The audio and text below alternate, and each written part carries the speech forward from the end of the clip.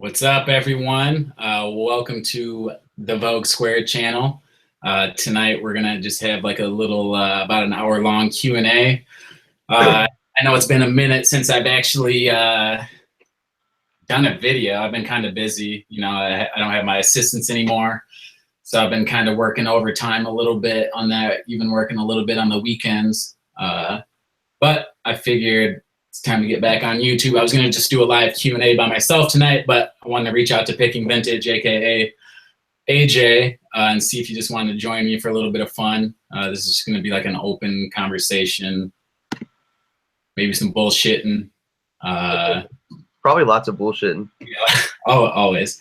Yeah, if you guys want to know anything, him and I sell mostly men's clothing. He sells probably a ton more vintage items than I do. I'm a jack of all trades. I sell anything and everything that I can make a buck on. I know he does too, but his main niche is vintage, hence his Instagram name.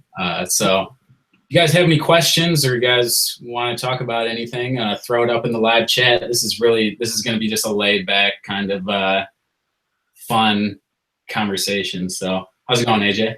I'm getting over this cold. I just got back from Hilton Head. I went to my second PGA Tour event and on Hilton Head Island, man. It was gorgeous. I had a great time, but I'm getting over this cold. Unfortunately, I got sick when I was down there, so I was taking Mucinex and drinking Michelob Ultra, chasing it with. So that was good. Had a good time though, and pretty much just watched a lot of golf. I love to play and watch golf. It's like one of my favorite things to do. So I've been to like 2 PGA Tour events this year, like I said, and pretty much just hanging out. I was working on getting a bunch of stuff listed on I drafted 55 items today. I'm going to run a bunch of auctions. I'm going to run 100 auctions this week, or I'm going to draft them, and then I'm going to post them on Sunday. I usually like to post my auctions on Sunday evening, so they go off on Sunday evening and get the full 7 days. Oh, nice. I didn't even realize, actually in this live chat, you can see myself in the bottom. So yeah, set it up. So I had another Gmail account, and the easiest way to do this was to get it to switch back and forth so I don't manually have to do it, is I just added that extra Gmail account in, which is why you see the little blue guy in the middle. That's just on my laptop in my other room. That's pretty cool though. Yeah, that works. Yeah, I didn't know that you could actually see yourself in the bottom right, so I need to be normal. I can't be picking my nose on camera. Yeah, when you turn off, I can't like pick my nose or anything anymore. I'm kind of bummed, but I guess that works. Exactly. So Nicole's in the house. Nicole States, what's up? Nicole, what's up? Always. Yeah, she said she sold my Lululemon shirt. Yeah, Lulu shirt. I've sold that Lulu shirt before too in black. Dude, I love it. So I have it in black, green, gray, red, another green one. These are so comfortable. Lulu stuff. I was listening to a pair of shorts today, man. Sometimes I like look at Lulu stuff and I can't find the size anywhere. Like I'm just sitting there and I'm searching for the size. Sometimes it's in the randomest spot, that little circle with the 4 on it or whatever size it is. Oh, yeah. With women's clothing, it's usually in random spots, and then with men's, it kind of like in the liner, man, like inside the liner, like, and you can like barely find it. Yeah. I'm so happy when you do actually find it though, because I'm clueless on the sizing for Lululemon. So it's like, if I even try to take styles are hard too, because there's so many. I don't know. Yeah. So I don't know. Sell for me though. It's always a quick sell. Yeah. So Paisley said that that Michelob Ultra is a great chaser. Take a shot and drink the beer water. It is the ultimate beer water. Look at this thing. I'm still drinking it now. I bought a bunch of them when I went down there, and I was going to drink them, but like I said, I wasn't feeling that well, so I didn't really drink that much during the trip, which kind of sucked. I drank a lot the first day. We had like clubhouse passes, so it was like all you could eat and drink and food and everything, so that was kind of nice because I literally ate tons of food and could drink all the beer I possibly wanted because we had like these clubhouse passes that were like an extra $150, but it was totally worth it because beers at the tournament alone were like $6 for one, and then you got to figure you eat, it's another 15. That's just one day, and it's a 4-day thing, so it's definitely worth the extra money. But oh damn, it was $150 for all 4 days. Well, no, it was $400, but it was an extra $150 for the unlimited beer and food. Oh, that's not too bad. I won back like $200 of it when I was there though, because I bet $5 on this guy to win the tournament on day 2. and it paid out like 180. I posted it on my Instagram story. It paid out like 185, and it hit. So that was kind of nice. That's tight. Let's see. Yeah, so Nicole says she couldn't find the size dot on the shirt she sold. So with the men's stuff, they don't usually have the size dot. Sometimes it will be on like the inner portion right here. Sometimes they'll have it. I know on the older ones they used to do that, but I can't really find it on this What one. I found today was in the pocket of these shorts, so just inside the pocket. I don't know. I don't feel like there's Okay. one like uniform spot that they put sizes on Lululemon stuff. Like it's always in different spots. I don't know. I feel like on the women's, the bras, they put Yeah, it in the- usually inside where the padding goes. Yeah. And then with the pants, it's typically if it has a pocket on it, like at the back pocket, it's usually back there. I mean, I don't know what's going on with that company. I heard that Under Armour. There was a rumor in the rumor mill that Under Armour was thinking about buying them out, which would have been cool because I'm invested in Under Armour, so that'd be kind of big for their portfolio. That would be. They're a little bit up and down right now. It's a Baltimore-based company. It's close to me. Yeah, the guy Kevin Plank is their CEO. I think he played for Maryland, I believe. My vintage snuggle fabric softener teddy bear for 50 cents, going for like 25. Josh is showing off his abs. Yeah, you know, I got a keg, so you don't want to see mine. I got a keg of beer in the. Oh, that wasn't on purpose. No strip teases for me. Not tonight live on YouTube. Yesterday, dude, yesterday I went to this place called Ziffit. Who's that? Try it out, and what they do, how it's set up, is like they give you a heart rate monitor, and you're supposed to be like within a certain range during the workout, and they tell you like no one workout's the same apparently, like ever when you go. They have like 300 workouts. So you could do, I guess if you went there for over a year, you might do the same one, but it's like interval training or something or what? Yeah, it's mostly cardio. So I started on the treadmill, and so essentially there's 3 different phases. There's like a burn phase, which is like dark red, which is like maxed out heart rate. And then there's a fire phase, which is just under that. And then there's another one in the yellow. And essentially you're supposed to stay within those ranges for a certain period of time. And the idea behind it is if you're working at like 70 or 80% of your max heart rate, that's the perfect zone to burn fat. And anything above that, you're essentially just burning you're burning your carbohydrates, like quick energy. Yeah, but little known fact, I used to be super into running. I ran like a half marathon and like had some pretty elite times in the 10K. I ran like a 10K. You can look it up online, like 41 minutes. I thought that was pretty sweet. But I just kind of fell off the train and went to college and started drinking beer, and that's the way life works. No, yeah. Yeah, that was kind of me, but I was running at the same time. I had a lot of hungover Sunday 17-mile long runs. That hurt. Yeah, I know that hurt. But right.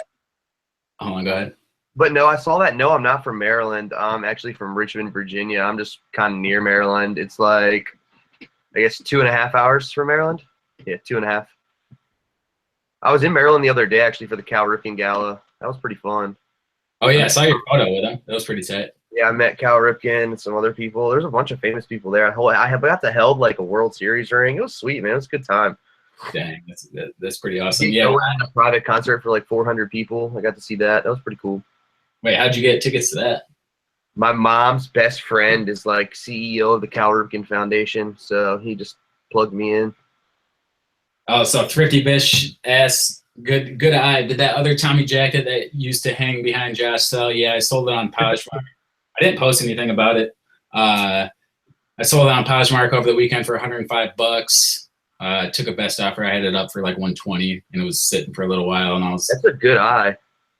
It was yeah, it is. So I got this guy left. It's not as cool as the other one. I mean, I kind of like this one better a little bit. It's a little more clean. You just got the patch on the side, but nothing really on the front. I thought about taking it to the tailor and get another patch added, but since I already had the same patch, I don't know. I do have a pretty cool donor patch. Oh yeah, I commented on your Instagram earlier. about it, that donor patch. Yeah, Found these on the back of a pair of shorts that they had, and it's like a leather one. that's sweet. So I'm just trying to find a jacket. I need to pick up another If jacket. you're at the bins and you don't want the whole pair of jeans just to cut off the patches, Uh, they tear weird. so what I do, I cut off the patches, then just sell. Just to sell, Sell you the- can bottom up. Yeah, like I mean, I still get like $20 to $25 for those vintage Tommy with no patch on the back. Yeah, yeah. So I can't. I mean, I do recommend only if you're gonna add patches or cut off patches to anything, add it to only authentic Tommy Hilfiger pieces. And just say that you added the patch or you custom made on the pat or on the item. I wouldn't add it. I used to actually. I say this because I used to actually do it. I just added on random blank hats and stuff. And I mean, I would say that it's a custom made Tommy Hilfiger. Yeah, just put custom in the title or in the description because that's what it is. It's custom. Yeah, exactly. So I'm not seeing a lot of questions, guys. You guys have any questions for us? Maybe about inventory, what we sell, maybe some of this, I mean, pricing stuff. I don't know. It's really open for anything. I'm fine with this banter, but if you guys have any questions, like best sale of the week so far for both, are we counting Sunday? Because Saturday I had a $500 sales. I had a package, so I went to the last game at Joe Louis Arena for the Detroit Red Wings. They're moving to a new stadium this year or next year, and I had tickets to the last game, and we got like this mini stick, this certificate, and then I had my ticket stub in it too. So I had an Yzerman jersey, that mini stick, certificate, and then the ticket stub. And I mean, I'm a huge Wings fan, so I just threw it up for a pretty crazy high price. I put it up for $7.99 or best offer. And in my head, I was like, if I get a $400 or a $500 offer, I'll take it. But anything less than that, I'd rather just keep it. Someone out in California just sent me a $500 offer. I accepted right away, and they paid instantly. So I was a little shocked. So that was my best sale, I guess, in the last week. The 89 cheap trick shirt for 70 yesterday. I guess that was kind of cool. That was probably my best sale. Yeah, it's probably my best sale this week so far. 70 on a t-shirt.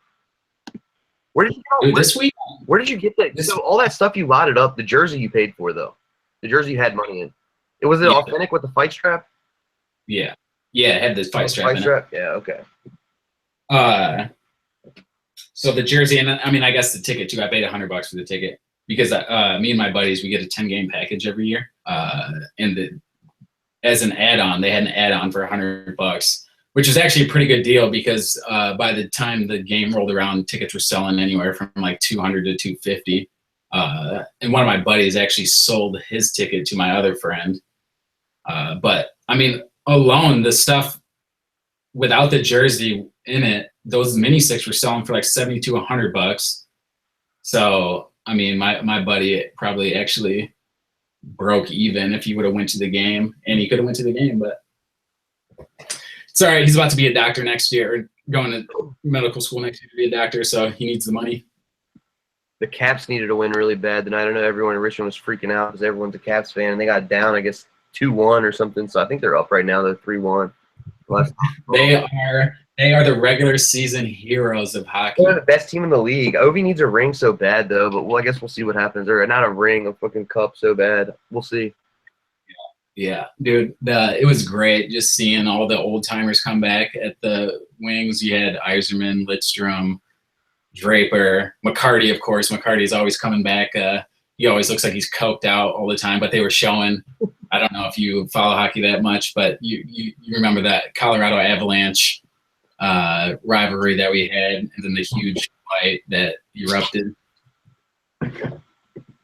That was a fun time back in that. That's really what got me into hockey was the early I think that was like 96 or 97. Lemieux wrecked Draper the year before, threw him into the sideboards, I think, and actually Pac was rocking the Red Wings jersey. Yeah, cratered his face in, and so the next time they saw him the next year, McCarty just laid out Lemieux. I think it was Lemieux or Lapointe.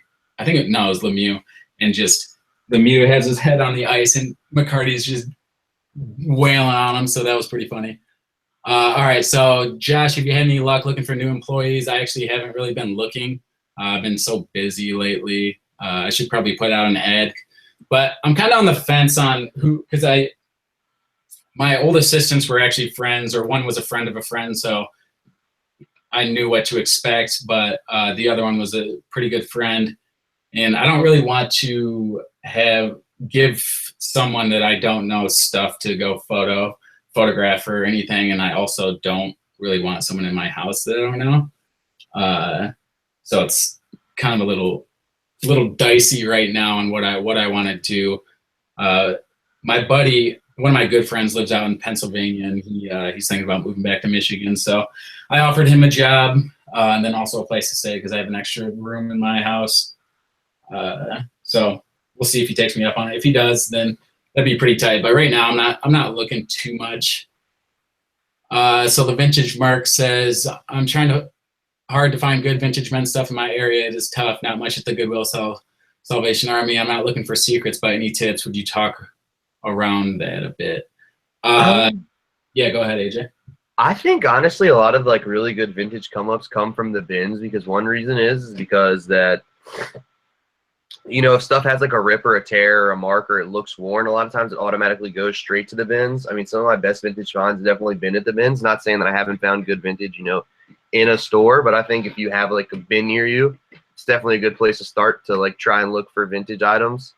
Another thing is I would just, you know, try to expand where you're looking. I mean, I found good vintage t-shirts in the women's section a lot. You know, I mean, I found good vintage t-shirts in all sorts of sections of the store. But like I said, I think the reason that a lot of times, you know, the vintage stuff doesn't hit the racks at a normal store is because that a lot of times it goes straight to the bins or to a, you know, secondhand store, because that it's worn or, you know, looks damaged or tattered or whatever it is, that just quickly goes away to another spot. Yeah, definitely. I look for, I mean, yeah, I look all over the store. I kind of like going to the women's coat section because they always have some pretty fire windbreakers, and you can sell women's windbreakers as unisex, really. Denim jackets in the women's section were in Richmond. I don't understand why, but every denim jacket like goes to the women's section. I guess they figure men don't wear denim, but yeah, that's weird.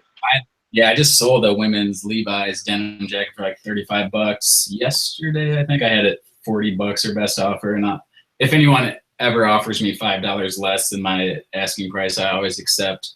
Yeah, that's a solid offer always. Yeah, and those Levi's denim jackets always sell well. I noticed on Nicole's found a nice like fleece lined or shearling lined one. Those go for higher.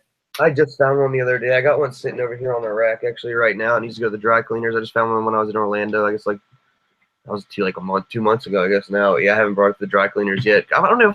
See, with jackets, I'm probably going to wait and list it. I've got a whole rack of jackets right now over here that I haven't listed yet because I'm probably going to wait on them. Dude, the jacket market right now is not that great. I just saw the women's North Face fleece line jacket yesterday for $75. Yeah, I was going to list this one too. It's actually why it's sitting here. I found this one at the bins the other day. It's just pretty cool bin finds, really. Full down. Oh, yeah, dude. I got the same exact one, actually. This is a North Face 700 downfill. That's a pretty cool bin find, actually. I don't know. It's still got the hood attached and everything. Oh, that's always good. People always look for those hoods, actually. I get a lot of questions. If the it's in really good shape. So I don't know if I'm going to hold off on that one or list it. I think I have the exact same one. It's a 700 fill also. I think I have it up for like $130. I got like three or four watches on it right now. It's been up for like 20 days or so. Josh, how many hours are you putting into your reselling business every week? Wondering what full-time is for you. You're killing it. Honestly, I don't keep track. I would say I work. Like that's a very loose term in my head because none of this ever really feels like work. I would say the only time it ever feels like work is when I'm shipping out 150 items at once, typically after a weekend. Because I don't really. But I understand in this business that, yes, we do work a ton. We work for ourselves, though. We set our own hours. We can tell ourselves when we want to stop. I think as an entrepreneur, you're very type A, so you want to get stuff done, and your mind's always racing. And I mean, that's the way it is for me. Like, I have trouble falling asleep every night, honestly, because I know I could always be doing something.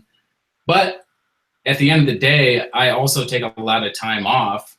And if I want to go hang out with friends or go drink or whatever in the middle of the day with somebody who's in town or has work off, like, I can go do that and be perfectly fine. So yes, you may be working a lot, but when those chances come up where you can go vacation for 2, 3, 4 weeks at a time, I love what I do, so it doesn't feel like work. My problem is sometimes, and I can like, at least I can recognize it and realize that it's my problem, but sometimes if I have money, like I have a bunch of money in my pocket, then I'll just go play golf and slack off for like 3 or 4 days because I'm like, I got a bunch of money in my pocket. I'm young. I want to go play golf. I want to go hang out with my friends. If a buddy shoots me a text and is like, let's go to Hooters and get wings and play golf, a lot of times I take it. And that's probably my problem. I get satisfied. I'm like, oh, I got a bunch of money. Who cares right now? You know what I'm saying? But instead, that's what I was talking to my girlfriend about last night. I was like, I just need to be more motivated to be like, I want more, just more hungry. And I've been hungry my whole life. And it's just like, I feel like I've fallen off a little bit lately. And I need to just get back on that. And I was literally we had dollar tacos last night. And I was talking to my girlfriend about that last night. I was like, I just got to get back to the grind of like, no matter what, I just want more. I want more. I want more. Definitely. I mean, everyone's different in what they want out of this business. Some people, they want to get super rich. Some people are fine with doing $50,000-$60,000 a year in sales as extra side income. I mean, again, everyone's goals are different. But yeah, taxes were yesterday for me. So I had a nice fat bill because last year was my first time full-time reselling. And so I had an entire bill from last year. And then this year I'll be on the quarterly payment. So I had to pay all of last year's bill. Then your quarter. Then the quarters for this year. I was actually expecting a lot worse on what I ended up paying. Because I was a little worried because I didn't actually set any money aside. I didn't earmark any of the money that I made for just taxes. I mean, it was all in my business bank account. So I was like, well, I hope that I have enough in it. But no, it was perfectly fine. And apparently I was off, but I need to look. I need to ask where so I got like a 18-page tax file report that they've made. And originally I thought I did 250,000 in sales last year, but they had 299,000. Yeah, so part of me kind of I missed it by $1,000, but I'm not doing the numbers you're doing for sure. But I'm blessed to have a grandfather that's a CPA and really blesses me and doesn't have a job anymore, and he really knows his shit. So he just pretty much tells me what he wants, and I send it over, and he does it for me, which is tight. Yeah, it's awesome because I had to pay my tax guy like $1,100, but he saved me so much money. Like, I don't know how he got that number down to where I'm really blessed to have that. It's awesome, but I'm not doing the numbers you're doing anyway. But I mean, he's really good at what he does. He was a CPA for like 28 years, so. Oh, that's awesome. Let me see. When you were in college, how did you handle your inventory? So when I was in college, I only ran auctions. I only thrifted like once a week, usually sometimes once every 2 weeks. And I would only do auctions every Thursday and Sunday. And so I had inventory I didn't have a lot of stacked up inventory. Like at most I had like 2 bags of stuff on like unsold. But yeah, I mean, doing that, I ended up graduating my undergrad with 0 debt between my athletic scholarship at Michigan State and then whatever eBay income covered the rest because it was tough to have a job outside of the summer, just because we were always training. But what about you? I did it when I was at school for 2 full years. I didn't sell on eBay much unless I was home for the summer. And I worked 2 summers full time as a nanny when I was back home for the summer, and I was getting paid a lot. I was a nanny for 2 really rich families in Richmond, and it was really paying well, like $1,100 a week for me back then, like cash under the table with these gold Wells Fargo checks that anytime I went to the bank, he was like a CEO for Wells Fargo, and that when I went to the bank, the people treated me like I was the greatest thing since a slice of bread. It was pretty awesome. That was a really cool job. But one of the things I did do in college though that was really fun and made me a lot of extra money, actually more than I would have expected, was I was in a fraternity and like knew a bunch of other fraternity guys at the school and everything. And I was going on eBay and picking up bow ties for 99 cents and like free shipping. They were like $1.19, a lot of them, and getting them shipped from China. And I was selling them 2 for $15.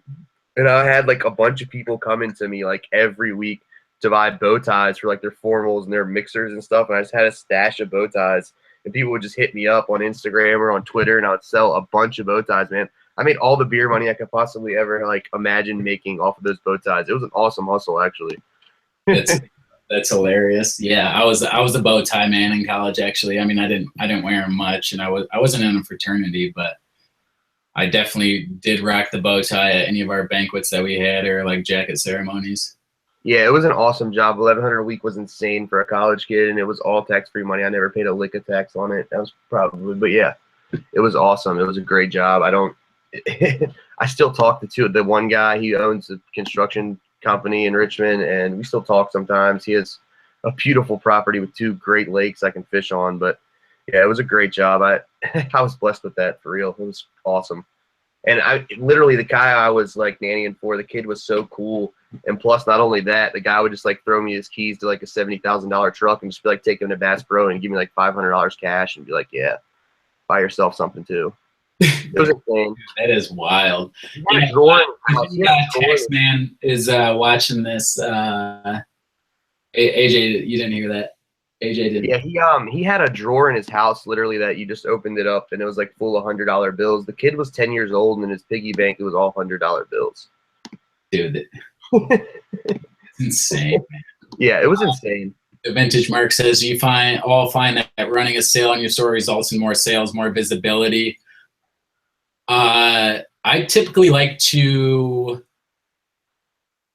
run sales in my store on my historically slow days, which for me is usually Wednesdays, Fridays, and Saturdays are super hit or miss. So usually I'll run sales Wednesdays and Fridays. Right now I'm going through a bunch of old inventory, so I'm not running any sales because all of that's being calculated by eBay's algorithm as new listings. And so like I'm getting up like 200, 300 new listings a day. I went so long without actually going through any stale listings. Carla asks, where's your show with Vogue Square going to be? So we'll be, Nicole and I are going to be on her channel tomorrow.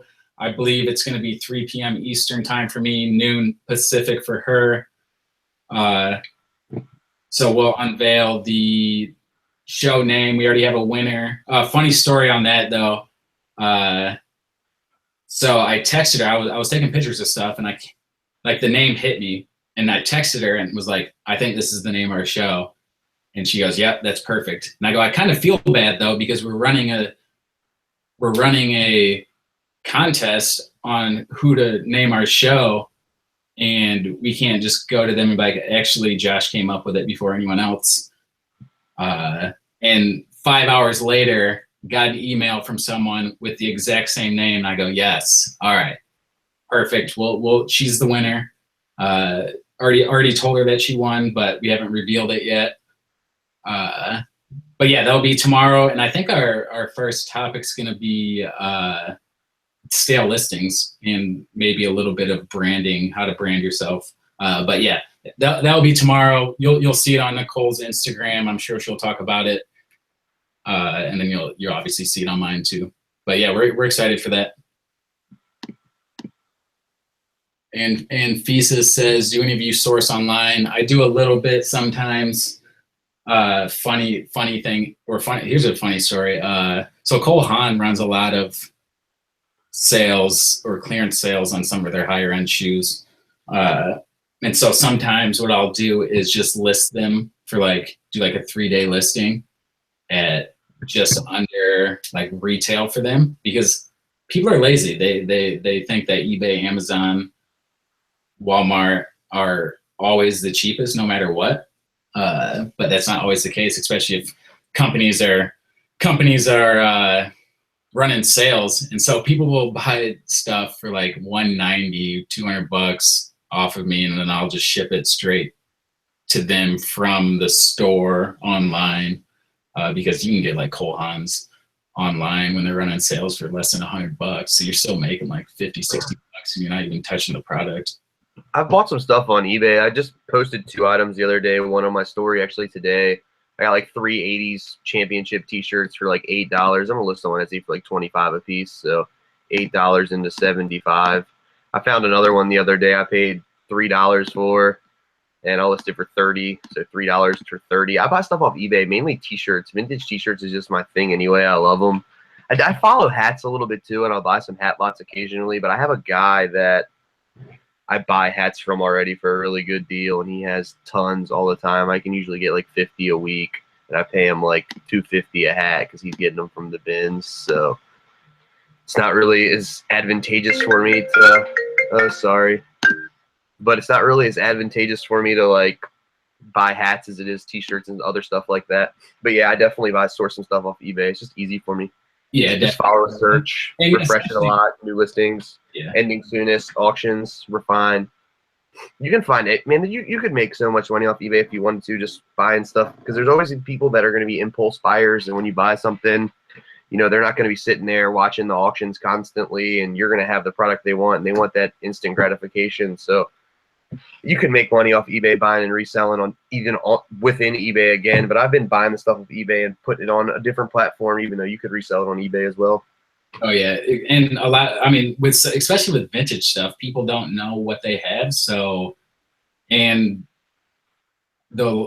some listings are just awful. So like if you're looking up a Tommy Hilfiger jacket, if you just type that in, some people will actually only have Tommy Hilfiger jacket, no size, no color, what it is, whatever. You can find something that way. Obviously, your margins, if you're sourcing online or sourcing on eBay, typically your margins are going to be a lot lower. But there's still money. Yeah, there's still money to be made, as AJ said. And I'm like, with me, I'll pay up for some pretty good items. If I've sold them in the past, I know exactly how much I can get for them. But I do know that I might be sitting on them for a while. But I can do that. I can afford to do that. So it's perfectly fine with me. Like I paid, I forget where I didn't find this at the thrift store. I forget who I bought it off of or where I got it from. Honestly, I can't even remember, but I think I paid like 35 or $40 for it, or no, I paid a little less than that. But I know I can get $100 for it all day. So if I can make $40 on a $40 investment, I'm still doubling my money. And I'm okay with that. Yeah, I paid 99 cents for this. Lots of t-shirts, plus I don't know if y'all can see that. I'm not really. Is that in the camera good or no? Yeah, I can see it. What are they, teams? Yeah, it's all the 88 champions. It's like it's the AFC champs, the Buffalo Bills, and then it's the AFC champions from 87, the Broncos, and then it's the 88 Oakland A's World Series, and they're all on trench made in the USA tags. So I mean, I paid, you can see right here, I haven't even paid for it actually yet, but 99 cents and then $7 for shipping, so $8 for all three. I mean, 20 each would be low. I'll probably price them for like 25 each, so $8.75. They'll probably sell in around a month and a half. Football season will come around and they'll sell. But yeah, and auctions are the best way to get the best deals, obviously, because with any auction, it's Sport T-shirt 1988 Oakland, Denver, Buffalo lot. See, the titles are just bad. The pictures are bad. I mean, you usually can tell when you're going to be able to get a good deal on something if you see the lot, because it's just a poor listing. You haven't even paid. I haven't even paid. Should I pay? I'll pay right now. Pay now. Fine. Yeah, like if I see some good stuff where they have it at auction, I'll sometimes just send a message and be like, hey, I'll buy it for you at this price. Sometimes it works. Sometimes they're just like, oh no, I'll let it go to auction. And then I always chuckle to myself when I win it for like $30 less than what I originally offered. Yeah, I've definitely found a lot of good deals on eBay. I've also found some good deals on Instagram. People are reaching out to me and, you know, buying some stuff. I won that lot like 2 hours ago. I usually pay at night when I'm just sitting there. But yeah. Paisley. I win an auction like that, I never wait more than 24 hours to pay. I'm not like that. Oh yeah. Paisley says, I saw some Cole Haan shoes around $60, but wasn't really sure what they were worth or what I could sell them for. If they're used Cole Haans for $60, I don't ever pick them up for that price. That's way too expensive.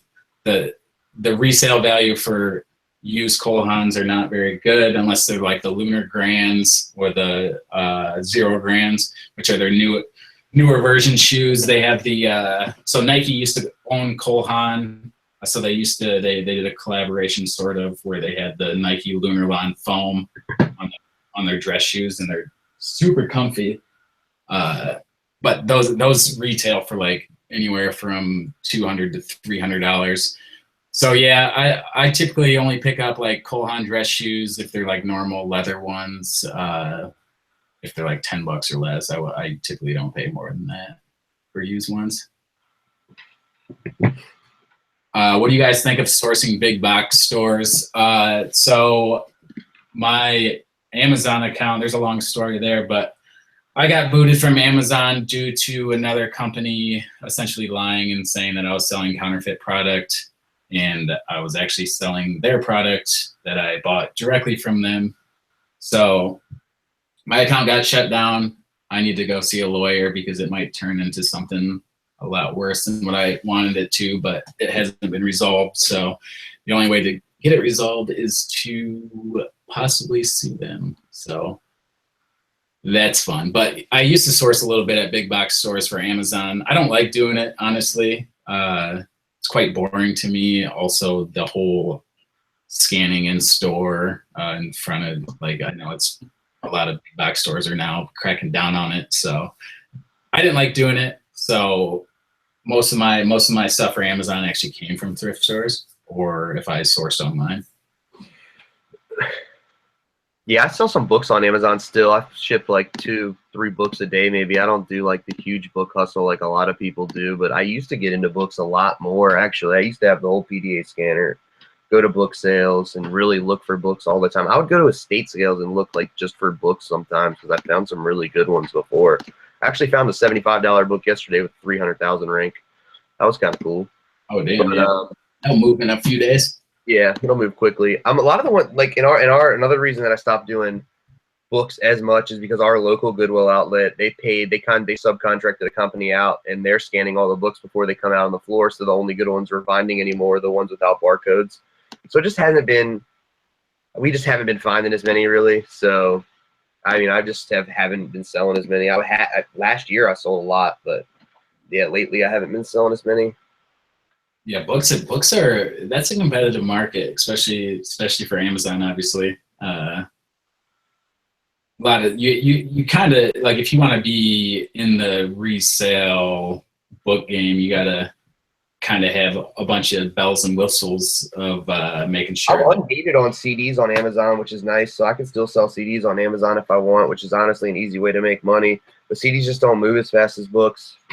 Yeah, I had a lot of luck with CDs actually last year. I would only buy new in package ones, and so it's super easy when you're scrolling at the thrift store to see which ones are, because the cellophane's still on them. So it's like, oh yeah, grab, scan. And I'd only do new ones. There was actually one that I scanned that was like this Bikram yoga CD, and I scanned it and it was like 150 or 200 bucks used. I was like, what the hell? Picked it up and it sold within like 3 weeks for that. Paid $1 for it. I've sold some books for 400 on Amazon before. I think that's my best book sale ever. I know I sold one like last month for I think right around 300. It was a box set and art series. I sold some books for some good money. I think my best CD ever on Amazon was probably like 40 or 50 bucks. I don't think I've had any crazy ones. I've definitely had some good book sales. I mean, $100 book sale is awesome because they cost 50 cents or 25 cents depending on soft or hardback. I mean, I found some really good books before, definitely more than I found CDs. But I haven't spent the same amount of time of looking for CDs as I have for books. So I mean, you get what you give, obviously. Yeah, I just find it super boring to go through all of that stuff, and it's like, it's so hit or miss, where I'd rather just be spending my time in a different area of the thrift store. I understand at the end of the day, it's probably a little more work to be selling clothes and stuff and instead of just sending it off to Amazon. But I enjoy what I do. I'm young, so I always view it as this. People are like, you work kind of a lot. And I go, yeah, I know, but what else, I don't know what else I would be doing with my time at home. It's like, if I'm sitting on the couch and watching TV, I could be sitting on the couch watching TV and listing at the same time. So I have a hard time sitting still. So Carla's saying that she only likes to buy things that give her 3 times what she paid for it. Well, that's a good value. It depends for me on how like quickly it's gonna move. Obviously, I like the higher markups too. But if it's something I can double or triple, like double my money on, and it's overnight, I'll do it every time. If it's something that I check sold listings and it's moving like 3-4 times a day, and I know I can price mine and sell it that day and double my money after fees or even before fees, especially if it's like a $50 item and I know I'm gonna get 100 that day. Like I've paid up for toner before. Man, I fucked up really bad one time, man. Really bad one time. I used to go to this Goodwill on Whole Street, and they got in a shitload of toner. I'm talking a bunch, man. And I bought this is so dumb of me. I was young and dumb, but I bought the first couple, like 6 of them, and they were all HP, brand new sealed. I brought those rascals out of there. I got them like $3.25 a piece. I posted them lying in the back of my pickup truck bed, and I took the pictures, and they sold like before I got out of the parking lot for like $350. Little did I know they had like 20 more in the back.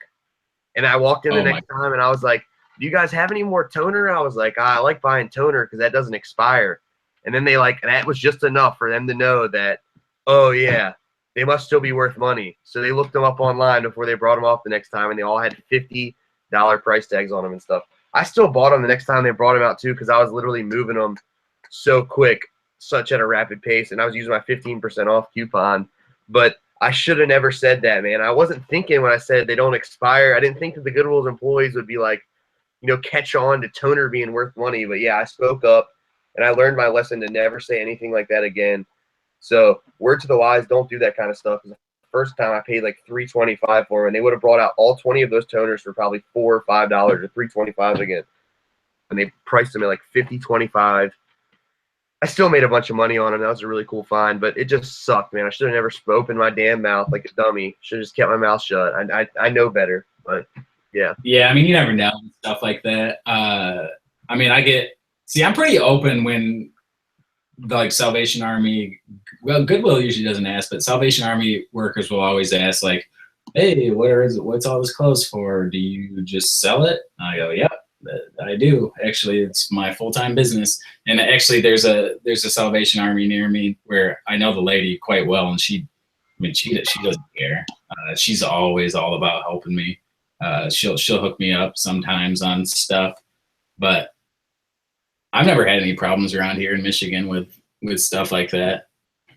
I mean, I see there's a lot of times they don't know. I mean, that's another thing, like they don't know everything. Goodwill employees just aren't this isn't their job to know the price of everything that goes out on the floor. So, I mean, you're going to be able to find stuff that's worth money that they're not going to know about. But there's definitely been things that they've caught on to now that they, when I first started thrifting, they didn't know about. Like a lot of places are starting to price Harley Davidson t-shirts at like $9.99, which a plain logo Harley Davidson t-shirt, if it's something awesome, I'll pick it up. But if it's just a plain logo Harley Davidson t-shirt and they want $5, a lot of times I'll leave them. But they started to price those at like $9.99. They've just gotten a little more. There's certain thrift stores around me that charge like $10 for polo, and like when I first started, they were just charging the regular $4. You can definitely see it happening, but oh yeah, there's some Goodwills around me, or about an hour away from me, that I was at a couple weeks ago. And they had the Icebreaker merino wool, like all brand new with tags. They had like 3 or 4 pairs of them, all brand new with tags, long johns. If you guys don't know, the Icebreaker merino stuff sells very well. I think they're started in New Zealand, of course, because they have more sheep than they do people. But they had them priced at $25 a pop, and I was just like, Jesus, like what is going? Like, I understand you guys probably know the brand, but no one's gonna buy these at $25. I guarantee it. And with items like that, they don't. They price them with a different colored tag that never goes on sale. So it's like I could probably go back after 2-3 weeks and all 4 pairs are probably still sitting there because no one's paying $25 for some long johns at a thrift store. So Yeah, I mean, I've had like there was one time I was looking in the back of a Goodwill, and they had a Lego City Airport set in the back, and I wanted it to come out really bad, and I was like, how long? You know, I was gonna wait because I didn't want to say anything because if you say anything, obviously they're gonna look into it and figure out how much it's worth. But it was apparently like a more recent donation, so I was hanging out at the Goodwill for like 3 hours. I was like, oh, it's gonna get priced and come out. It's gonna get priced and come out. It's gonna get priced and come out. Waiting all like 3 hours. Finally, the manager comes up to me. He's an older guy. We get along okay. He's a nice guy. We have a decent relationship, but honestly, he's probably one of the best Goodwill managers of the store that I've ever been to. He's really effective. He's really friendly to customers. He knows the market. He knows what the price. And he was like, what are you looking at back there? What do you want? And finally, I was just like, man, I want that Lego set. And he was really cool about it. He looked it up online and was like, he put $55 on it, but I still got $350 for it. So he looked it up and knew the price. It was complete in box with all the instructions. The only problem was someone had like used a little bit of white out on it, but I took my time and got a lot of that off. But he was cool about it, and I got that for $55. And there was another set that was with that I got too, but that was another experience. But that guy, I don't know. Do you guys do jewelry jars? Do you guys have jewelry jars you guys buy? I don't know if you guys buy those or. So I think I don't really look at jewelry that much, but I think at the Salvation Army near me, they do like these baggies of like costume jewelry. Yeah, well, our jewelry jars can be priced at our Goodwills for like $200 and up. Like they can be priced really high. Like they base the price on what all is in the jewelry jar and how much they're going to charge. I've gambled on a few before, but they're just so hit or miss. You get so much junk for the 3 good pieces that you get. I mean, I've heard tales of people finding really freaking good jewelry in jewelry jars, but it just hasn't happened for me the few times I've bought it. I have found some small stuff, some decent stuff, but nothing insane. But I've heard some people finding some really good. There was a story on the news the other day about some guy finding, I guess this was like 8 months ago, but he found like a 1.2 carat diamond in some old antique setting at the flea market for like $3, and it was like a really nice ring. It's insane. It was like I think a few years ago in Ohio, someone found a original Picasso drawing. That's insane. Yeah, I think it was a pretty small one, so it was just a sketch, but I think he still got like $10,000 for it. That's crazy. Yeah, I got a pencil signed Dali above my desk actually that I'm looking at right now. Damn, that's tight.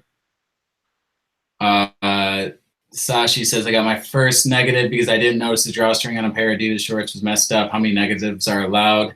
Honestly, I would just contact that guy and be like, hey, sorry about strings. I mean, they're pretty tough to I've missed stuff like that before sometimes, but reach out to him, offer him a refund. I would say just keep the item, maybe a partial refund or fully refund them.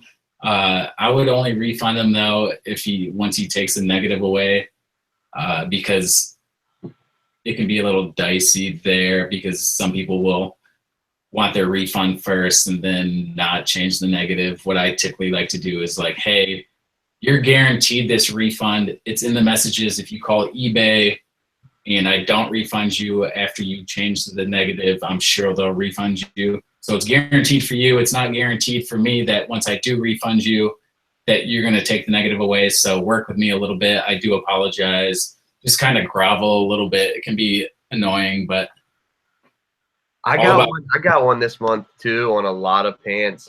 In the title I typed in 4032 instead of 4030, but I had pictures of the size tags and everything. And then when I guess in the listing too, I said 4032 instead of 4030, and it was my fault, but the person never contacted me or anything. I would have easily like accepted a return, or honestly, I told the guy, I was like, you can just keep the pants and I'll issue you a refund.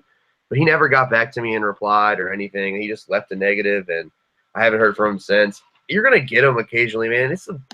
people online will say anything behind a computer screen because it makes them feel good about themselves. So, I mean, you're going to get negatives occasionally. I mean, just the way it works. I mean, don't fret over negative feedback. I mean, look at how many, positive feedbacks you've gotten and how many customers you've pleased, and think about the 2 people that have left you negative feedback. It's like, you go to a restaurant sometimes, there's going to be 1 customer that day that's not going to be pleased with how they were treated or pleased with their food. Or, I mean, it's just the way it works in any business. But it does suck when, you don't get a chance to please the customer because they don't contact you and give you that opportunity to please a customer. That's what's disappointing about the whole thing to me is that, I want to have the opportunity to, give you the chance to make things right, or give, the opportunity to say, I fucked up. It was my fault. I want to make it right. But when you automatically leave the negative feedback, it's hard for me to do so.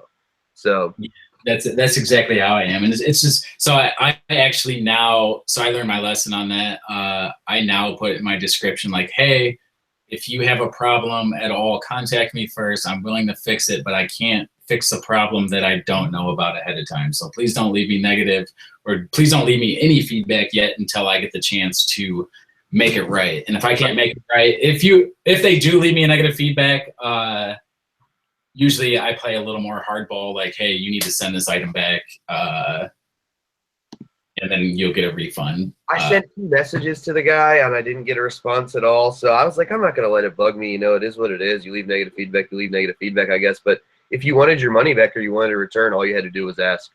That's just the way it is. So exactly. And yeah, I mean, that's always good words of advice is don't put too much emotion into this business. At the end of the day, it is a business. And your customers, it's weird to me, like, people are going on to eBay buying stuff and then treating you as a third party seller. They're treating you as like if you're like a Nike or a large company. And it's always a little bit weird to me that someone will buy from you and then maybe a few hours later say, like, why hasn't my item shipped yet? And in my head, I usually don't respond. Usually I say, oh, I have a 2-day handling time, or hey, it'll be shipped in the morning. But in my head, I'm thinking, like, you wouldn't contact Nike and say, why hasn't my order shipped yet within 4 hours? Because first of all, you wouldn't get a response until 2 days later. You'll get your shipping notification before you even get a response to your original question. So it's always a bit, and same thing with people who complain, like, hey, you bought it at this price, why are you selling it at this price? It's like, that complaint is ridiculous. I'm not in this business to give you a deal. I'm in this business to fill my pockets. I mean, I'm in this business to hook people up. I mean, I will. If there's like someone on my Instagram that follows me and, I want to give them a good deal, I don't have a problem giving someone a good deal if they're going to, PayPal friends and family the money, and I don't have to deal with the listing, this and that. But if you're going to complain about the price I got it for, you're not out here, like I explained, you're not out here in the trenches digging for the gold. You're not out here doing the work. I'm not out here working for free, Exactly. So like, you're not walking into. Go ahead. I hate when people say that, though. It's so common for, oh, you got it for 25 cents and now you want $130 or whatever. I mean, I have found stuff for 25 cents and sold it for $130, but it's just that I'm not in this to, I'm in it to make money. So it's like, I just hate when people, and I hear that all the time, you got it for so cheap. How can you charge so much? It's just an annoying comment. I've actually told people this on, like, when I'm having a bad day, where I'm just like, hey, listen, you don't walk into Walmart and demand that they sell you what they bought for it. Like, they'll just look at you and be like, what the fuck is wrong with you? Like, exactly. That's not how a business works. And so it gets a little annoying on that stuff, but again, less emotion, put your head down, work a little more, and you'll do great in this business. I got a question for you. So you're Etsy advertising. You running the Google, the max, the $8 a day, $10 a day, and then are you running the promoted listing, the max $10 a day, or how are you doing that? So I've only ran Etsy promotions once or twice, I think, and I got kind of burned because I didn't look at it too closely, and I think I put my average, like, price. I don't even know. I don't remember how I did it, but I ended up paying more in advertising than I did actually do in sales, or like it was was pretty close to it, and I was just like, what the fuck happened? It was actually when I was in New Zealand. I must have accidentally not looked it over. I don't know what happened, but I remember seeing the bill and I was like, what the hell? Why did I do that? So I stopped doing it. So I think when I was talking about the sales earlier, I was talking more about eBay, like the 10%. I usually only run like a 10% off like all my fixed price listings. Because I still have I'm running $4 on the promoted listings on Etsy a day. Then I'm running $2 on the Google Shopping or whatever. So I'm paying $6 a day, which is actually kind of a lot. But I'm going to give it a shot for a while and see if I notice a difference in sales before I decide whether I want to continue to do it, because it was kind of a new thing that I added. But I feel like if you're paying $10 a day on, the max advertising on both, that's $20 a day. That almost ruins the idea of how Etsy's a cheaper platform to sell on. So yeah, exactly. And then I'll do promoted listings on eBay for right now. They still have the multi-quantity ones, and that actually does pretty well for me. And you can set like a percentage of how much you'll pay if it does sell. So I usually add like another, I think I do like 5% extra. But I've actually had quite a bit of luck with that. I think the past 2 months I had a story about it where I paid like $40 for the month, and I ended up doing like an extra 25 or 3,000 sales. So for that was definitely worth it for me. For sure. Yeah, I mean, I guess it just all depends. I mean, if I was running a much larger Etsy store, which I mean, I do have 340 active items on Etsy currently, and it's a new thing for me though. I've only been on Etsy for 2 months, but I think I've had like 217 sales in 2 months on Etsy. But I would like to have a really large store on Etsy though, so I would like to try to do the advertising deal, but we'll just see how it goes. Like I said, Etsy I'm still kind of feeling out in a way because it's kind of a newer thing for me. When I did the interview with Nicole, literally that week I had spent like hours on end listing on Etsy, because I think I listed like 200 items before that interview to try and get like my Etsy store up and running. But we'll see. You can add in like keywords on the bottom. But I would like to have all the time 500, 1,000 active items on Etsy and just see how it goes. I'm working my way to 500. I think I got like 343. I'd like to get up to 500 on Etsy and just see how it goes. I mean, I've noticed those stuff that even that's been listed for a long time now on Etsy sells, randomly. Stuff that's been on Etsy for 2 months will still sell all the time. So I'm going to refresh a bunch of my stuff if it doesn't sell after 4 months. I think I guess, 200 sales. I still got 300 active. So, I mean, I've been doing pretty well on it. Yeah, that's very solid. So we're up on the hour. So I'll say we'll extend it for another 5 minutes just to see if anyone has any extra questions. Christina says, have you guys ever bought any liquidation lots? I used to do some liquidation lots a lot last summer, early or late spring. And it was like health and beauty lots actually. So some of it was like brand new, some of it was used, some of it was just still brand new, but the packaging was beat up. The margins, I mean, honestly, the margins were great, but there was a lot of work on like, you had to test everything to make sure it worked. You had to possibly clean some stuff up. You could still sell it as used. And on top of that, you didn't know exactly what you're going to get. I mean, obviously there was I forget the name, what they call it, but essentially a list of what's in it. And it gives you the retail price, but it doesn't tell you if it's used, new, or not even working. So you always had to factor in about a 3 to 5% just unsellable items. So it was fun for a little bit because I used to buy video game liquidation stuff too, which there was some pretty tight stuff that I got into that I got, and I was like, damn, I want to keep some of this, but I like money a lot more than I do video games. I'm actually not that big of a video game guy. So Joe goes, when it's time to party, do you party hard?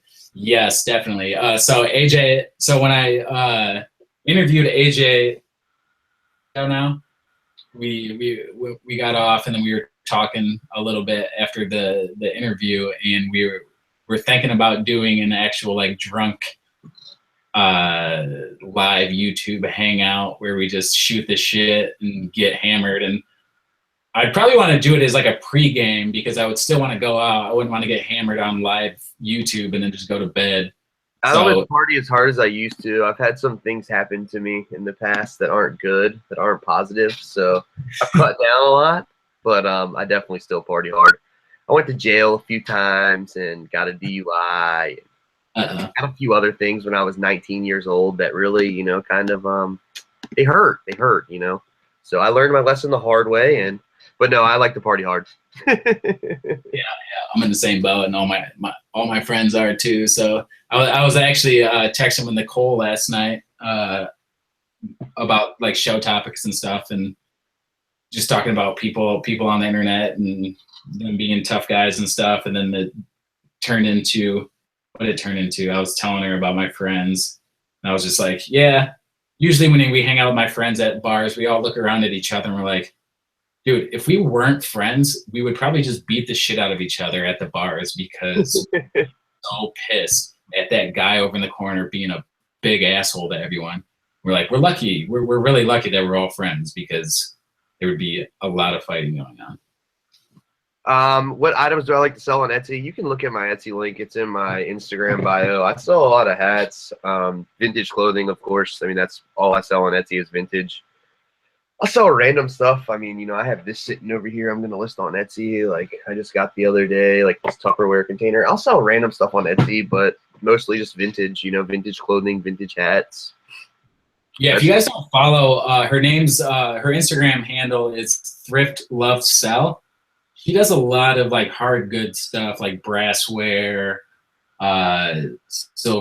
silverware. I think her main niche is the brass stuff, or it's actually, I would say it's hard in general. And she kills it. She's in Canada, I believe. And yeah, I've learned a lot from her. Picked up this dinnerware set, this vintage like Wedgwood, I think it's called, made in England. Just sent her a DM and was like, hey, should I pick this up? I don't even know where to even start looking for this. And she quickly found it for me, screenshotted a few solds and was like, yeah, pick it up. And I actually sold. So it was like a 42-piece set, and she said split it up. And so like I split it up by the saucers, and there was like mini plates, and then there was medium-sized plates, and then there was dinner plates. And so I sold all those separately, and I sold the saucers and teacups on eBay a few days ago for like $70. You want to see some crazy prices? Go look at Replacements Ltd on eBay and look at how much it costs to replace a high-end China plate. This is another kind of random thing too that's sitting by my desk that I need to list. It's an old thermos, a Patriots thermos. If I find something random in the bins on the hard goods that people have passed all day that I think I can get money for, and it's vintage, I'll take it. But I sell mostly clothing, so. Yeah, dude, I have I'm surprised it hasn't sold. I've had it for a while. It's a Marlboro, in thermos maybe? Marlboro thermos, but it's not. A cooler, I got one in the closet if you want to look at it. It's right over here. It's a small one though. It's a circular. It's not a thermos. What's the other company? Coleman, I want to say. Coleman, yeah. Is it a cooler? It's like, I would say it would be almost like a Big Gulp, like it has a little spigot on it, but it's big. It's like this big. I'll show you when we get off. I'll show you. I got a Marlboro cooler in the closet right now. Actually, I haven't even listed yet, but dude, Marlboro's always fun to sell. But all right, guys, thanks for spending your evening with us. I think in about an hour, Joe and Nicole are going live. So if you guys want to spend another hour with them, head over to their channel, States Place. But thanks to AJ for joining me tonight on such short notice, just kind of shooting the shit, talking about fun stuff. I mean, I enjoy talking about reselling, so it was a good time. Yeah, absolutely. Thank you guys for coming. I appreciate it. Anytime you guys sit here and watch us rant, it's always fun. I always like hanging out. You know, I always have a good time. So thank you guys. If you guys don't follow AJ on Instagram, it's just at Picking Vintage. Also, if you don't follow me, it's Vogue_squared on Instagram. And if you guys want to subscribe to me, hit the subscribe button. And if you guys haven't hit the like button yet, hit the like button. We had 7 down buttons, and people don't like us. You can't please everyone. But thanks for stopping by, and enjoy your night, guys.